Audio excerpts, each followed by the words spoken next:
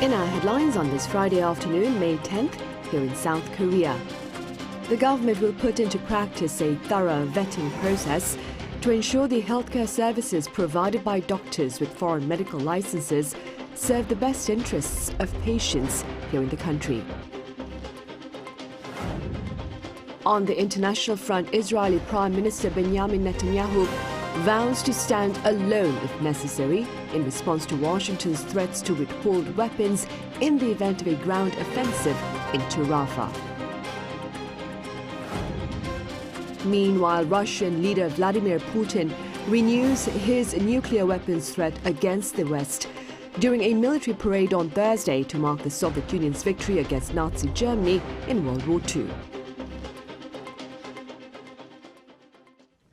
Prime Minister Han Duck-soo says thorough checks will be in place to ensure the quality of care provided to patients here by doctors with foreign licenses should they be allowed to practice medicine in Korea. Our Yoon starts us off. At Friday's Central Disaster and Safety Countermeasure Headquarters meeting, Prime Minister Han Duck-soo said the government will ensure strict safety measures to ensure that all medical practitioners treating South Korean citizens are fully checked and verified. This comes as the Health Ministry announced earlier this week that it plans to allow doctors with foreign licenses to provide medical services here. But this will be limited to when the healthcare alert level reaches serious, as it is now due to the walkout.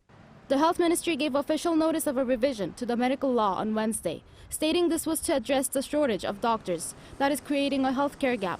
During the meeting, Prime Minister Han also urged medical professors who are suspending outpatient treatment for 1 day a week this Friday to remain with their patients.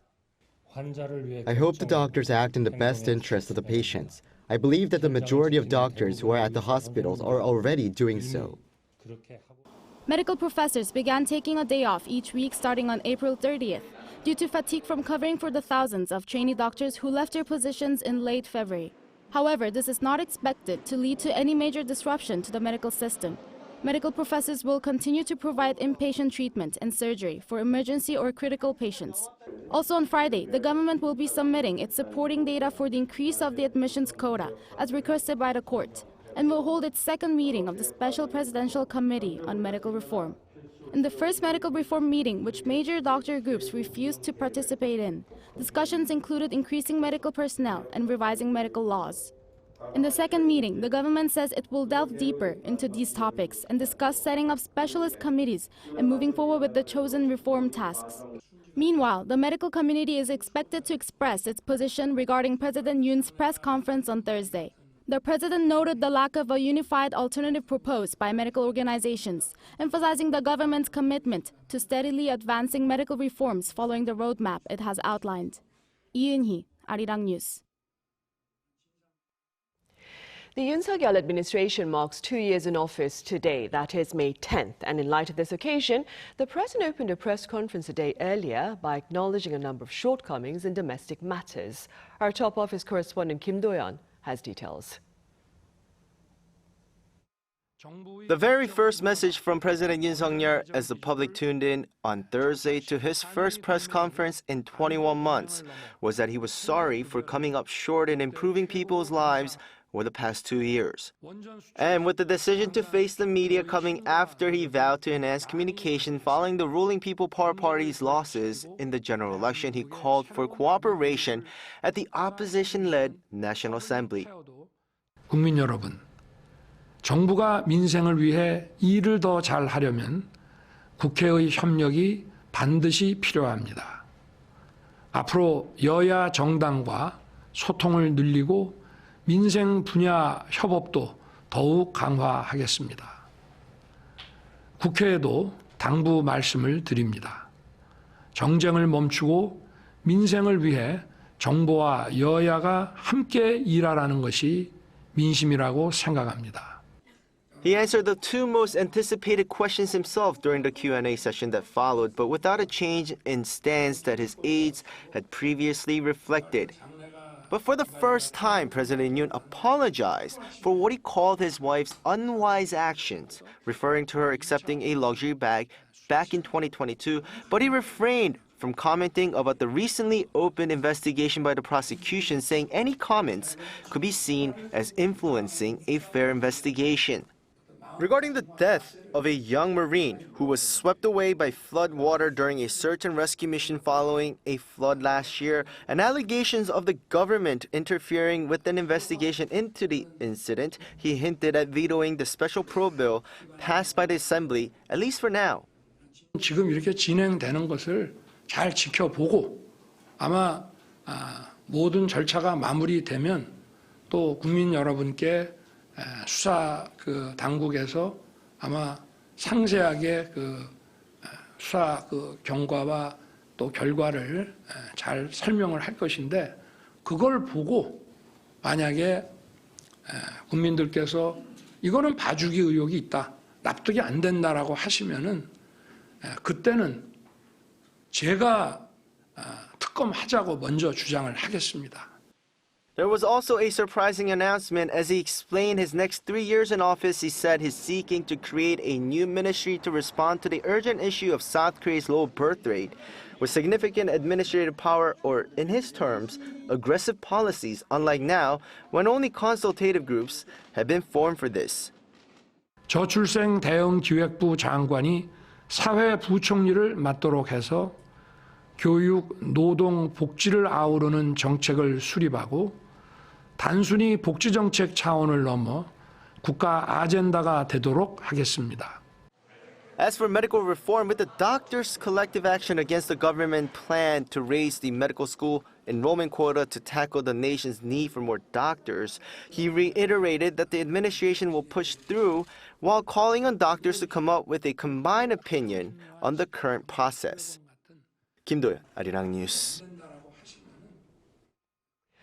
Also, during his press conference on Thursday, President Yoon Suk-yeol reaffirmed his commitment to ties with allies including the U.S. and Japan, and to accordingly address concerns raised by arms cooperation between North Korea and Russia.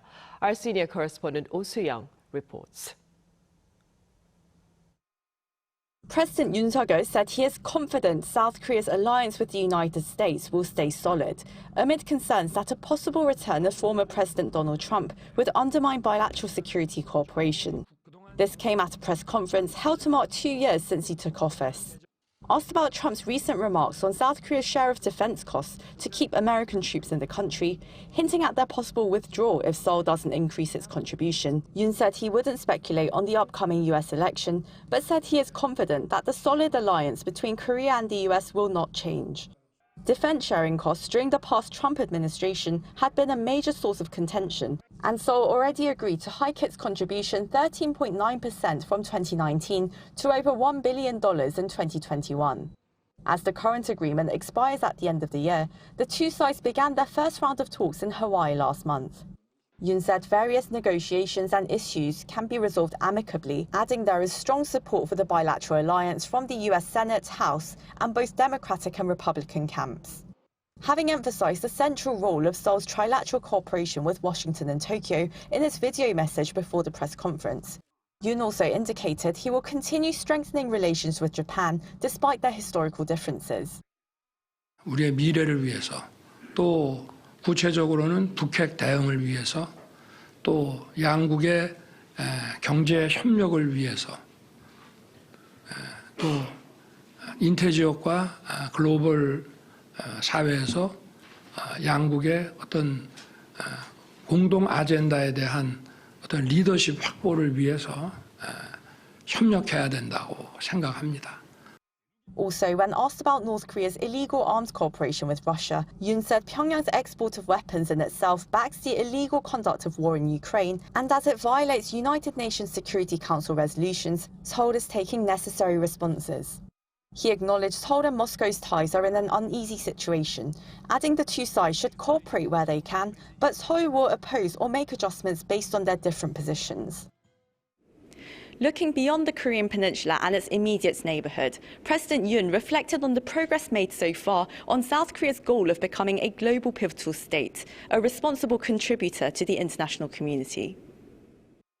His office noted that Yoon has held 153 summits with some 97 world leaders since its inauguration, expanding South Korea's ties with countries in the Association of Southeast Asian Nations, 3 major Gulf states, and Pacific Island nations. While South Korea looks to broaden its access to overseas markets, the country also aims to contribute to global development efforts, raising its official development assistance budget by 31% compared to last year, to $4.57 billion. The leader is set to host the first ever Korea-Africa Summit next month, with some 54 African nations in tow, focusing on shared growth, sustainability and solidarity. Oh Soo-young, Arirang News.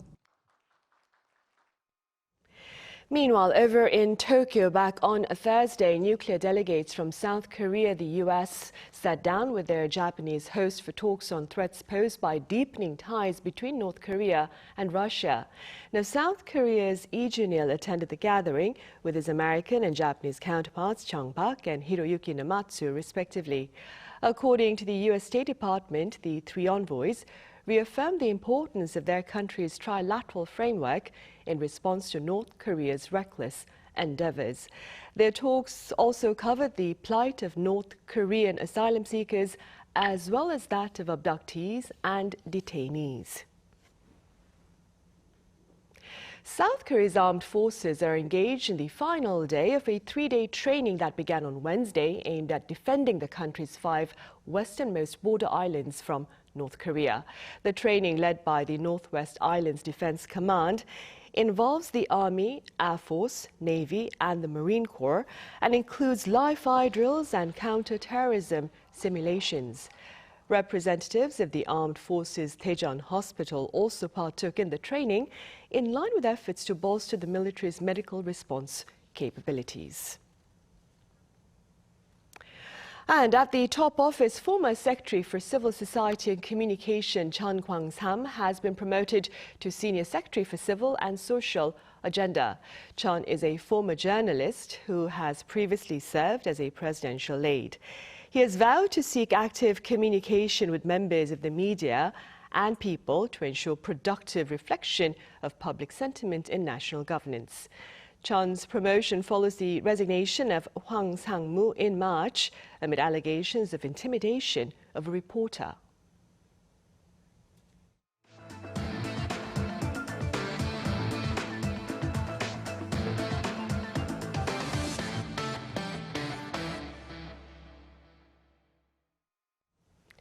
Israel has resorted to tough talk to share its firm intentions to push ahead with a ground mission into the southern city of Rafah in Gaza, regardless of U.S. weapons support. Our Shin Se-byuk reports. In a video message on Thursday, Israeli Prime Minister Benjamin Netanyahu said Israelis were ready to fight with their fingernails, pushing back against the U.S. warning that it would halt weapons support for a planned operation in Gaza. If necessary, we will fight with our fingernails. But we have much more than fingernails, and with that same strength of spirit, with God's help, together we will win. Chief Israeli military spokesperson Daniel Hagari also confirmed that there was sufficient ammunition to carry out all planned military operations. The army has munitions for the missions it has planned, and for the missions in Rafah too, we have what we need. Defense Minister Yoav Gallant also expressed a firm commitment to the Rafah operation, stating the goal of achieving security would not be given up. The state of Israel cannot be subdued. We will stand strong. We will achieve our goals. We will hit Hamas, we will hit Hezbollah, and we will achieve security. As of Thursday, the Israeli military reported that 150,000 civilians have evacuated from eastern Rafah. They added that during the operation, at least 10 Hamas underground tunnels were discovered and 50 Hamas militants were killed. Meanwhile, the White House, while stating that the decision ultimately rests with Israel, maintained pressure, arguing that an attack on Rafah would only undermine Israel's position. An enduring defeat on Hamas certainly remains the Israeli goal, and we share that goal with them. Smashing into Rafah, in his view, will not advance that objective. This came amid reports that both Israeli and Hamas delegations have exited ceasefire negotiations in Cairo. To that, Washington said it was assessing Hamas' response to a proposed ceasefire and hostage release deal, but did not disclose any details of what was agreed. Shin Se-byuk, Arirang News.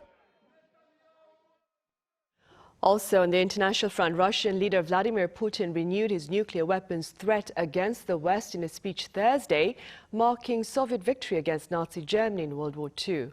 Our Lee Sing-jae has the latest. Victory Day has long been a special day for Russia, as it commemorates the Soviet Union's victory over Nazi Germany in 1945. To mark the day on Thursday, Russian President Vladimir Putin held his Victory Day speech at Red Square in Moscow. There, he stressed that Russia will do all it can to prevent a global clash, but added that his country will not sit idly by if threatened, as its nuclear forces are always in combat readiness. Russia will do everything to prevent a global conflict, but at the same time, we will not allow anyone to threaten us. Our strategic forces are always in combat readiness. While the Russian leader has used nuclear threats throughout the more than 2 years of the Ukraine war, his rhetoric in the past year has become increasingly belligerent. Last year, Putin pulled out of a nuclear test ban treaty and a key arms reduction agreement with the U.S. Earlier this week, he ordered his military to conduct nuclear drills near Ukraine, stoking fears that he could use tactical nuclear weapons on the battlefield. Meanwhile, Thursday's Victory Day parade showcased rows of Russian military equipment. However, it was notably scaled back compared to previous years, as many resources have been mobilized for the Ukraine front. Lee Sing-jae, Arirang News. A new normal is taking shape here in Korea, with a growing number of senior citizens choosing to head to school to prove it's never too late to learn. Our An Sung-jin covers this trend, including its reasons and rewards.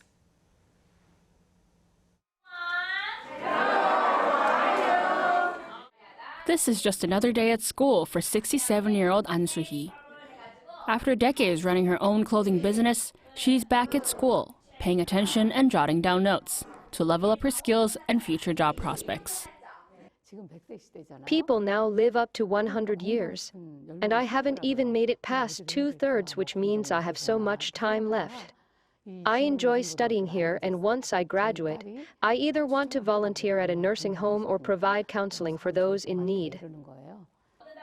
There are more than 1,300 passionate students like An at this lifelong education institution. Studying here is one of the best things I've done in my life.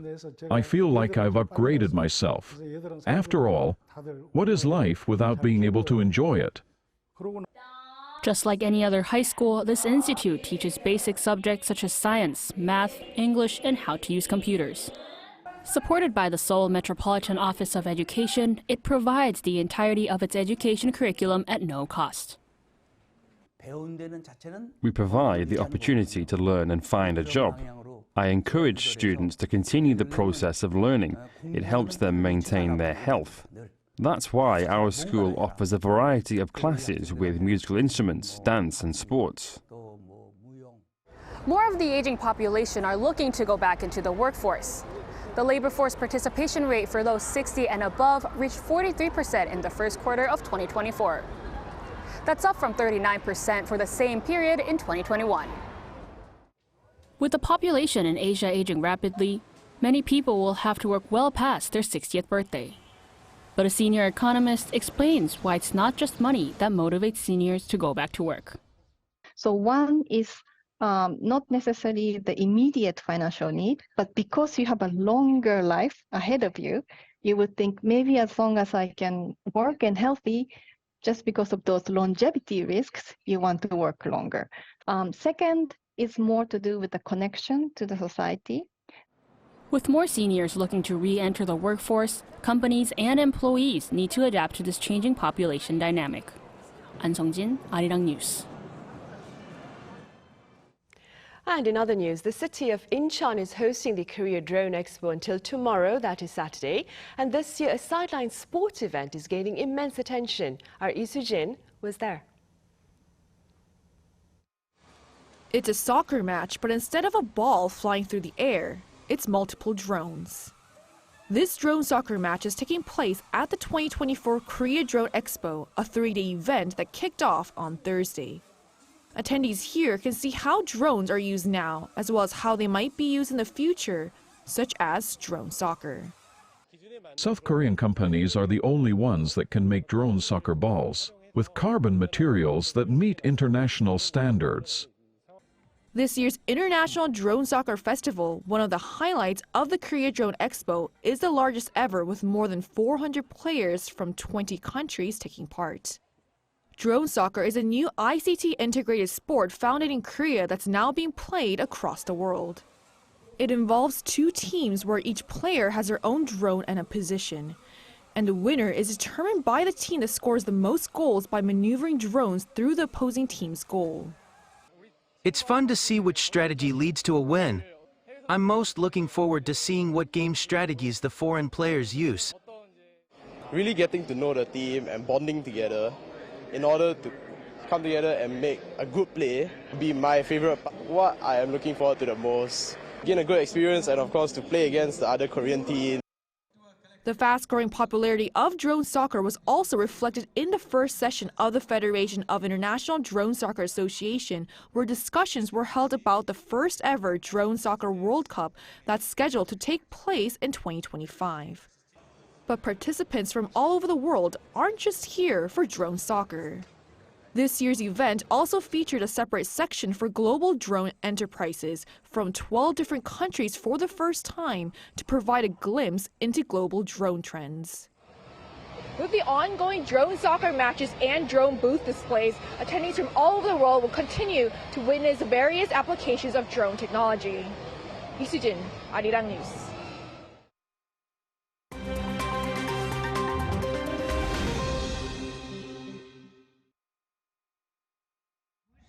Let's take a look at the latest news in the world now.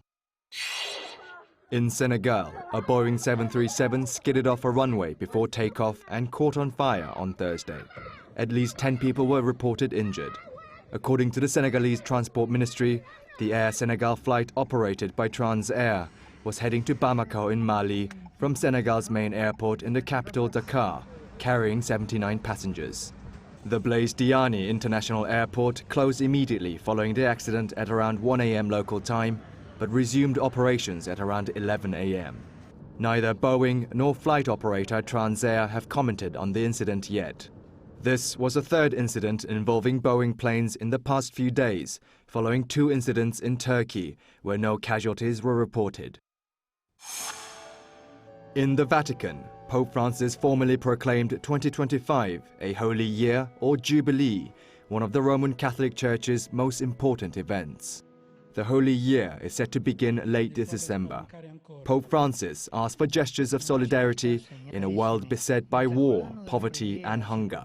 The once-in-a-quarter-century event is expected to bring to Rome next year some 30 million pilgrims seeking forgiveness for their sins. Pope Francis, who will turn 88 in December, will see the start of the Holy Year on Christmas Eve by opening the Basilica's bronze door, symbolizing the doorway of salvation for Catholics. Former U.S. President Donald Trump's youngest son, Barron Trump, has been selected to serve as a Florida delegate to the Republican National Convention. Barron Trump, an 18-year-old high school student, will serve as one of the 41 delegates from Florida to the GOP convention in Milwaukee in July. The delegate list, which was released on Wednesday, included many of Trump's family members, including Eric Trump, Donald Trump Jr., and his fiancée Kimberly Guilfoyle, and Tiffany Trump and her husband Michael Boulos. Pop star Justin Bieber and his wife, model Hailey, announced in a social media post that they're expecting their first child. The Canadian multi-genre singer, who initially garnered fame with the 2010 hit song Baby, and his wife confirmed with media outlets on Thursday that Hailey is just over 6 months pregnant. 30-year-old Justin and 27-year-old Hailey were married in September 2018. Kim Seong, Arirang News.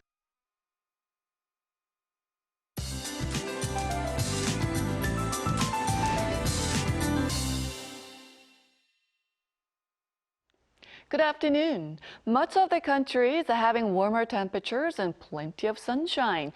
UV rays are more intense nationwide, so please put on a good amount of sunblock as sunburn can sneak up on you.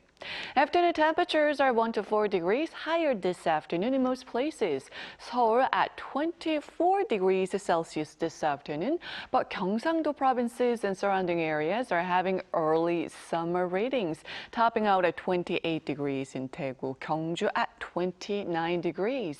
Air quality will be normal nationwide.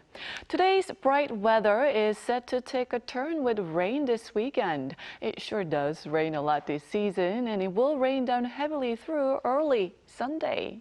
Further south, we'll see heavier showers. Jeju and the south coast could see up to 80 millimeters. Central parts of the country could see 5 to 30 millimeters of showers. But most of rain should go away by Sunday morning. Then, sunny and warm weather returns next week, with Wednesday marking Buddha's birthday here in Korea. With that in mind, let's take a look at the international weather conditions.